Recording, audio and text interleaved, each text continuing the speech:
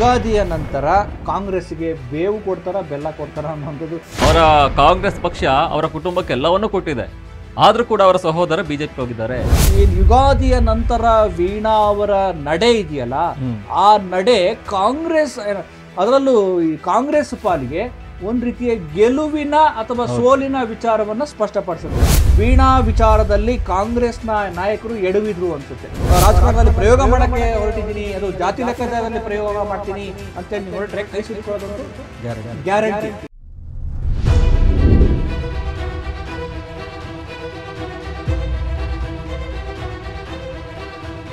ಕೈಗೆ ವೀಣಕ್ಕನ ಕಾಟ ವಿಶೇಷ ಕಾರ್ಯಕ್ರಮಕ್ಕೆ ಸ್ವಾಗತ. ನಾನು ರವಿ ಕಡೂರು. ಇವತ್ತು ನನ್ನ ಜೊತೆ ಇದ್ದಾರೆ ಕೆಜಹಳ್ಳಿ ಸುರೇಶ್ ಸರ್, ನಮಸ್ಕಾರ. Thank you.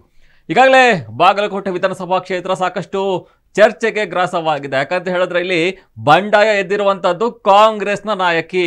ಈಗಾಗಲೇ ಟಿಕೆಟ್ಗೋಸ್ಕರ ಸಾಕಷ್ಟು ಫೈಟ್ ಅನ್ನ ಮಾಡ್ತಿದ್ದಂತಹ ನಾಯಕಿ ವೀಣಾ ಕಾಶಪ್ಪನವರ್ ಈಗಾಗಲೇ ಟಿಕೆಟ್ ಕೊಡಬೇಕು, ನನಗೆ ನಾನು ಸ್ಪರ್ಧೆಯನ್ನ ಮಾಡಬೇಕು ಅಂತ ಕಾಂಗ್ರೆಸ್ ವಿರುದ್ಧವೇ ಬಂಡಾಯವನ್ನ ಸಾರಿರುವಂತದ್ದು. ಈಗಾಗಲೇ ಯುಗಾದಿಯ ನಂತರ ತಮ್ಮ ನಿರ್ಧಾರವನ್ನು ಕೂಡ ತಿಳಿಸ್ತಾರೆ. ಇನ್ನೂ ಪ್ರಮುಖವಾಗಿ ಈಗಾಗಲೇ ಟಿಕೆಟ್ ಪಡೆದಿರುವಂತವರು ಸಂಯುಕ್ತ ಪಾಟೀಲ್ ಏನಿದ್ದಾರೆ, ಅವರ ಸಹೋದರ ಬಿಜೆಪಿಗೆ ಸೇರ್ಪಡೆಯಾಗಿದ್ದಾರೆ.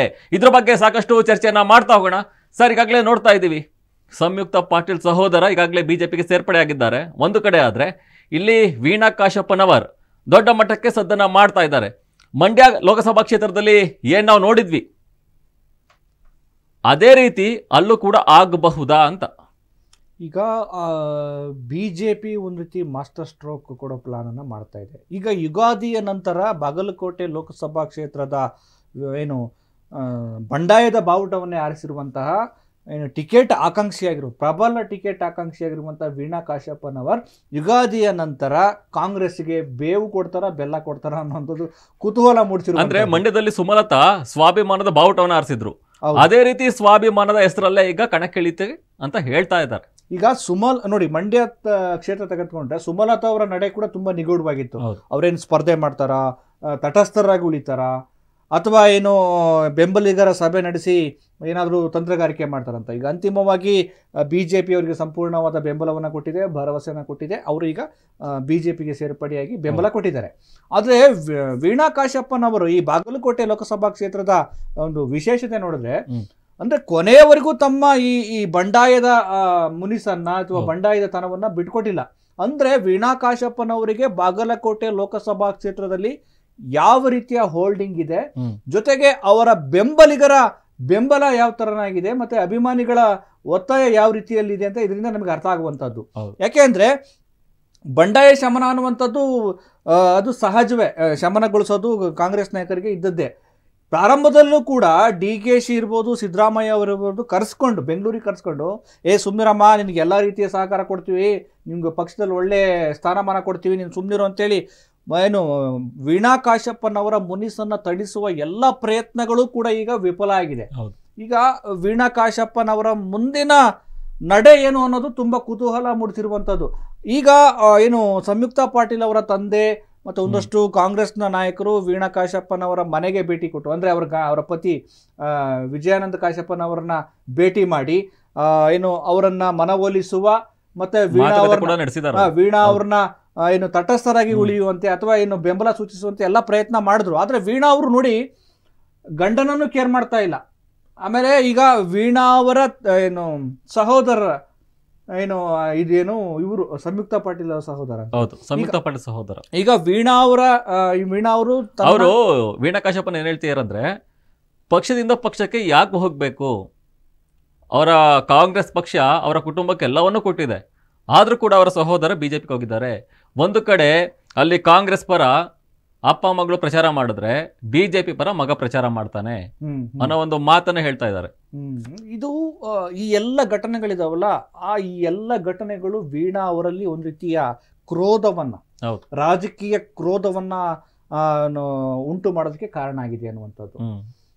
ಅವ್ರನ್ನ ಈಗ ಪ್ರಾರಂಭದಲ್ಲೇ ಕಾಂಗ್ರೆಸ್ ನಾಯಕರು ಏನೋ ವೀಣಾ ಸುಮ್ಮನಾಗ್ತಾರೆ ಬಿಡು, ಹೇಗೋ ಮನವೊಲಿಸ್ಬೋದು, ಹೆಣ್ಣು ಮಗಳು ಅಂತೇಳಿ ಸುಮ್ಮನೆ ಅನ್ಕೊಂಡಿದ್ರು. ಆದ್ರೆ ವೀಣಾ ಅವರ ಆ ಇದು ಇದೆಯಲ್ಲ, ಒಳಗಿನ ಆ ಕ್ರೋಧ ಇದೆಯಲ್ಲ, ಮತ್ತೆ ಬೆಂಬಲ, ಇಡೀ ಬಾಗಲಕೋಟೆ ಕ್ಷೇತ್ರಾದ್ಯಂತ ಇರುವಂತ ಬೆಂಬಲ ಇದೆಯಲ್ಲ, ಆ ಒಂದು ಸಾಥ್ ಇದೆಯಲ್ಲ ಅದು ಈಗ ಕಾಂಗ್ರೆಸ್ ನಾಯಕರಿಗೆ ಅರ್ಥ ಆಗಿದೆ. ಓಹೋ, ಎಲ್ಲೋ ಒಂದು ಕಡೆ ನಾವು ವೀಣಾ ಅವರ ಈ ಮುನಿಸನ್ನ ತಣಿಸೋ ಒಂದು ವಿಚಾರದಲ್ಲಿ ನೆಗ್ಲೆಕ್ಟ್ ಮಾಡ್ಬಿಟ್ವಾ, ಸುಮ್ನಾಗ್ತಾರೆ ಬಿಡು ಅಂತ ಹೇಳಿ ನಾವು ಅಂದ್ಕೊಂಡಿದ್ದು ತಪ್ಪಾಯ್ತಾ ಅಂತ ಹೇಳಿ ಈಗ ಕಾಂಗ್ರೆಸ್ ನಾಯಕರಿಗೆ ಅನಿಸಿರ್ಬೋದು. ಹಾಗಾಗಿ ಯುಗಾದಿಯ ನಂತರ ವೀಣಾ ಅವರ ನಡೆ ಇದೆಯಲ್ಲ, ಆ ನಡೆ ಕಾಂಗ್ರೆಸ್, ಅದರಲ್ಲೂ ಕಾಂಗ್ರೆಸ್ ಪಾಲಿಗೆ ಒಂದ್ ರೀತಿಯ ಗೆಲುವಿನ ಅಥವಾ ಸೋಲಿನ ವಿಚಾರವನ್ನ ಸ್ಪಷ್ಟಪಡಿಸುತ್ತೆ. ಯಾಕೆ ಈ ವೀಣಾ ವಿಚಾರ ತುಂಬಾ ಗಂಭೀರ ಆಗುತ್ತೆ ಅಂತ ಹೇಳ್ತೀನಿ ಕೇಳಿ ರವಿ. ನೋಡಿ, ಅದು ಬಾಗಲಕೋಟೆ ಲೋಕಸಭಾ ಕ್ಷೇತ್ರ ಬಿಜೆಪಿಯ ಭದ್ರಕೋಟೆ. ಗದ್ದಿಗೌಡರು ಸತತ 4 ಬಾರಿ ಗೆದ್ದಿದ್ದಾರೆ. ಅವರು ಸುದೀರ್ಘವಾದ ರಾಜಕೀಯ ಜೀವನದಲ್ಲಿ ತನ್ನ ಅಧಿಪತ್ಯವನ್ನ ಗದ್ದಿಗೌಡರು ಈಗಾಗಲೇ ಸ್ಥಾಪಿಸಿದ್ದಾರೆ. ನೋಡಿ, ಯಾವುದೇ ಚುನಾವಣೆ ಕೊನೆಯ ಸಂದರ್ಭದಲ್ಲಿ ಆಡಳಿತ ವಿರೋಧಿ ಅಲೆ ಇದ್ದೇ ಇರುತ್ತೆ, ಯಾರು ಅಧಿಕಾರದಲ್ಲಿ ಇರ್ತಾರೋ ಆ ಒಂದು ಸಂದರ್ಭದಲ್ಲಿ. ಈಗ ವೀಣಾ ಅವರಿಗೆ ಒಂದು ಒಳ್ಳೆ ಸೂಕ್ತವಾದ ವೇದಿಕೆ ಕ್ರಿಯೇಟ್ ಆಗಿತ್ತು. ಯಾಕೆಂದ್ರೆ ಕಳೆದ ಬಾರಿ ಅತ್ಯಧಿಕ ಅಂದ್ರೆ ತುಂಬಾ ಕಡಿಮೆ ಮತದ ಅಂತರದಲ್ಲಿ ವೀಣಾ ಕಾಶ್ಯಪ್ಪನವರು ಸೋತಿದ್ರು, ಅಂದ್ರೆ ಗೆಲುವಿಗೆ ಹತ್ರ ಆಗಿದ್ರು ಅಂತ. ಆದ್ರೆ ಈಗ ಆ ಗೆಲುವಿನ ಸನಿಹಕ್ಕೆ ಬಂದಿದ್ದಾರೆ, ಅಂದ್ರೆ ವೇದಿಕೆ ಅವರಿಗೆ ತುಂಬಾ ಚೆನ್ನಾಗಿ ರೆಡಿಯಾಗಿತ್ತು. ಅಂತ ಸಂದರ್ಭದಲ್ಲಿ ಇವನು ಶಿವಾನಂದ ಪಾಟೀಲ್ ಅವರು ತಮ್ಮ ಮಗಳನ್ನ ತಂದು ಕೂರಿಸಿದ್ರೆ ಅವರಿಗೆ ಬೇಜಾರಾಗಲ್ವಾ? ಯಾಕಂದ್ರೆ ಗೆಲ್ಲುವ ಸಾಧ್ಯತೆಗಳು ಬಹಳಷ್ಟು ಇವೆ. ಗದ್ದಿಗೌಡರು ಈಗಾಗಲೇ ಸಾಕಾಗಿ, ಅಂದ್ರೆ ಇವರ ಬೇಸರಕ್ಕೂ ಒಂದು ಕಾರಣ ಇದೆ. ಈ ಯಾವಾಗ ಇವ್ರಿಗೆ ಟಿಕೆಟ್ ಅನೌನ್ಸ್ ಆಗುತ್ತೆ ಅದಕ್ಕಿಂತ ಒಂದು 2-3 ದಿನಗಳ ಹಿಂದೆ ಅವರೇ ಕರೆ ಮಾಡಿ ಹೇಗ್ ನಡೀತಿದೆ ಲೋಕಸಭಾ ಚುನಾವಣೆ ಕಸರತ್ತು, ನೀವು ನಿಲ್ತಾ ಇದ್ದೀರಾ, ನಿಮಗೆ ಟಿಕೆಟ್ ಸಿಗುತ್ತೆ, ನೀವು ಪ್ರಚಾರ ಮಾಡಿ ಅನ್ನೋ ಒಂದು ಮಾತನ್ನು ಕೂಡ ಸಂಯುಕ್ತ ಪಾಟೀಲೇ ಹೇಳಿದ್ರಂತೆ. ಅದನ್ನು ಕೂಡ ಬಹಿರಂಗವಾಗಿ ಇವತ್ತು ಹೊರ ಹಾಕಿದ್ದಾರೆ. ಅಂದ್ರೆ ಈ ರಾಜಕೀಯ ತಂತ್ರಗಾರಿಕೆ ಇರುತ್ತಲ್ಲ, ಕೊನೆ ಕ್ಷಣದವರೆಗೂ ಏನ್ ಬೇಕಾದ್ರೂ ಆಗ್ಬೋದು. ಈ ಕೋಲಾರದ್ದು ಆಗಿದ್ದು ಹಂಗೇನೆ. ಇನ್ನೇನು ಮುನಿಯಪ್ಪನ ಅಳಿಯನಿಗೆ ಟಿಕೆಟ್ ಅನೌನ್ಸ್ ಮಾಡ್ಬೇಕು ಅನ್ನೋ ಅಷ್ಟರಲ್ಲಿ ಅಲ್ಲಿ ತಂತ್ರಗಾರಿಕೆ ಶುರುವಾಯಿತು. ವೀಣಾ ಅವರು ಕೂಡ ಯೋಚನೆ ಮಾಡಿರ್ಲಿಲ್ಲ, ನನಗೆ ಈ ಸಲ ಟಿಕೆಟ್ ಸಿಕ್ಕೇ ಸಿಗುತ್ತೆ, ಯಾಕಂದ್ರೆ ಕಳೆದ ಬಾರಿ ನಾನು ಒಳ್ಳೆ ಪೈಪೋಟಿ ಕೊಟ್ಟಿದ್ದೀನಿ, ಗೆಲುವಿನ ಸನಿಹಕ್ಕೆ ಹೋಗಿದ್ದೀನಿ, ಹಾಗಾಗಿ ನನಗೆ ಟಿಕೆಟ್ ಸಿಗುವುದರಲ್ಲಿ ಯಾವ ಅನುಮಾನವೂ ಇಲ್ಲ ಅಂತೇಳಿ ತುಂಬಾ ಕಾನ್ಫಿಡೆನ್ಸ್ ಅಲ್ಲಿ ಇದ್ರು. ಅತಿಯಾದ ಆತ್ಮವಿಶ್ವಾಸ ಕೆಲವೊಂದ್ಸಲಿ ಮುಳ್ಳಾಗುತ್ತೆ ಅನ್ನೋದಕ್ಕೆ ವೀಣಾ ಅವರ ಈ ಒಂದು ಘಟನೆಯ ಸಾಕ್ಷಿ ಆಗತ್ತೆ.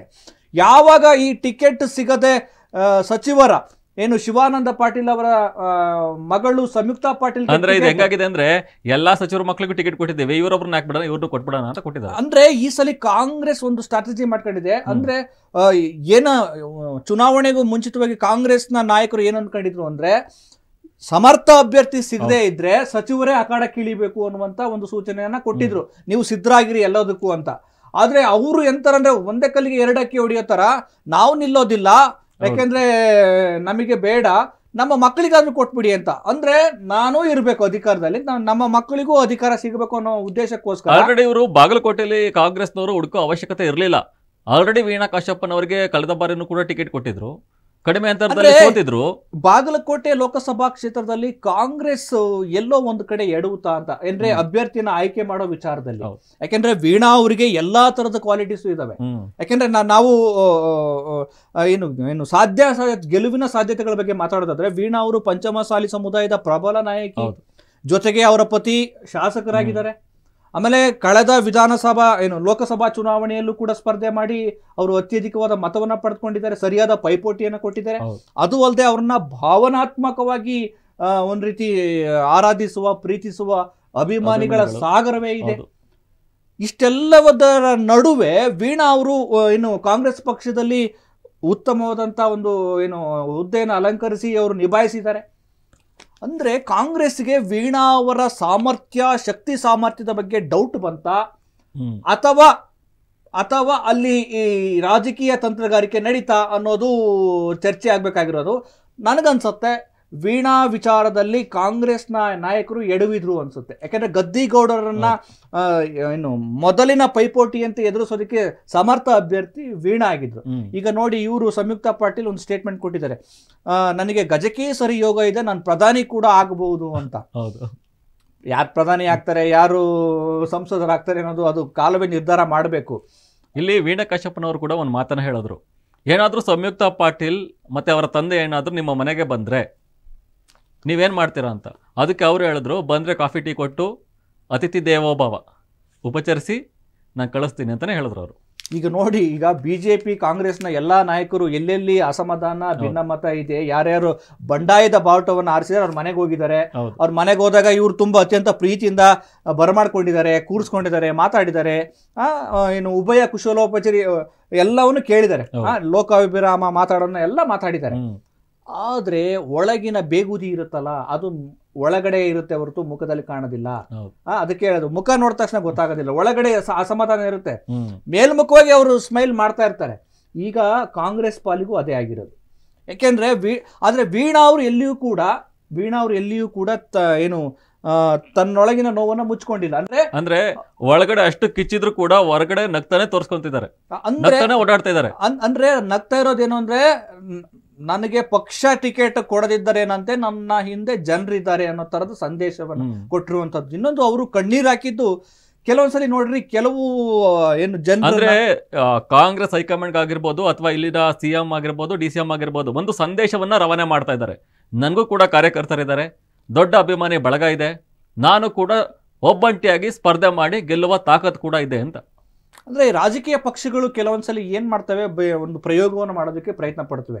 ಈಗ ಯಡಿಯೂರಪ್ಪನವರ ವಿಚಾರದಲ್ಲೂ ಬಿಜೆಪಿ ಹಂಗೆ ಮಾಡಿದ್ದು. ಯಾಕಂದ್ರೆ ಇಡೀ ಬಿಜೆಪಿ ಪಕ್ಷವನ್ನ ತನ್ನ ಕಂಟ್ರೋಲ್ ಅಲ್ಲಿ ಇಟ್ಕೊಂಡು, ಜೊತೆಗೆ ಒಂದು ಮಾಸ್ ವೋಟ್ ಬ್ಯಾಂಕ್ ಅನ್ನ ಕ್ರಿಯೇಟ್ ಮಾಡಿ ಮಾಸ್ ಲೀಡರ್ ಆಗಿ ಬಿಂಬಿತರಾದಂತವ್ರು ಯಡಿಯೂರಪ್ಪನವ್ರು. ಯಾಕಂದ್ರೆ ತಳಮಟ್ಟದಲ್ಲಿ ಪಕ್ಷವನ್ನ ಕಟ್ಟಿದವರು. ಆದ್ರೆ ಬಿಜೆಪಿ ಹೈಕಮಾಂಡ್ ಏನ್ ಮಾಡ್ತು, ಬದಲಾವಣೆ ಮಾಡೋಣ ಅಂತೇಳಿ ಅವ್ರನ್ನ ಅಧಿಕಾರದಿಂದ ಕೆಳಗಿಳಿಸ್ತು. ಆಮೇಲೆ ಅವ್ರು ಹೇಳ್ದವ್ರಿಗೆ ಟಿಕೆಟ್ ಕೊಡದೆ ಬೇಕಾದವ್ರಿಗೆಲ್ಲ ಅವ್ರಿಗೆ ಅನ್ಸಿದವ್ರಿಗೆ ಟಿಕೆಟ್ ಕೊಟ್ರು.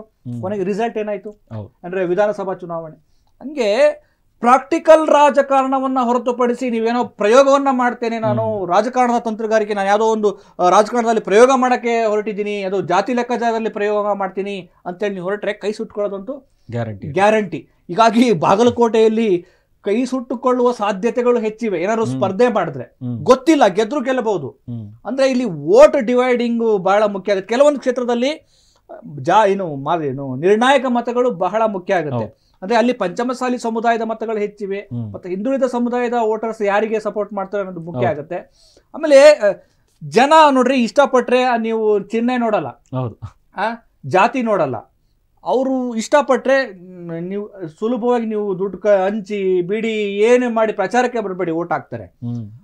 ಎಲ್ಲೋ ಒಂದು ಕಡೆ ವೀಣಾ ಅವರ ಈ ವಿಚಾರ ನೆಗ್ಲೆಕ್ಟ್ ಆಗಿದೆ. ಬಟ್ ಅವ್ರಿಗೆ ಈ ಒಂದು ನಾನು ಸ್ಪರ್ಧೆ ಮಾಡ್ತೀನಿ ಅನ್ನೋದಕ್ಕೆ ಅವರ ಬೆಂಬಲ ತುಂಬಾ ಇದೆ ಅಂತ ನನಗೆ ಅನ್ಸುತ್ತೆ. ನೋಡೋಣ ಕಾದೋಣ ಸರ್, ಈ ಮುಂದಿನ ದಿನಗಳಲ್ಲಿ ಏನಾಗಬಹುದು ಬಾಗಲಕೋಟೆ ಲೋಕಸಭಾ ಕ್ಷೇತ್ರದಲ್ಲಿ.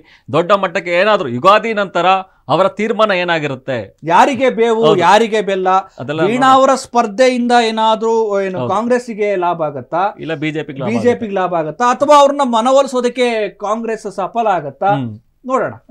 ಕುತೂಹಲ ಮೂಡಿಸಿದೆ. ಇದಾಗಿತ್ತು ಈ ಕ್ಷಣದ ಅಪ್ಡೇಟ್ಸ್. ನೋಡ್ತಾ ಇರಿ ಅಶ್ವವೇಗ ನ್ಯೂಸ್.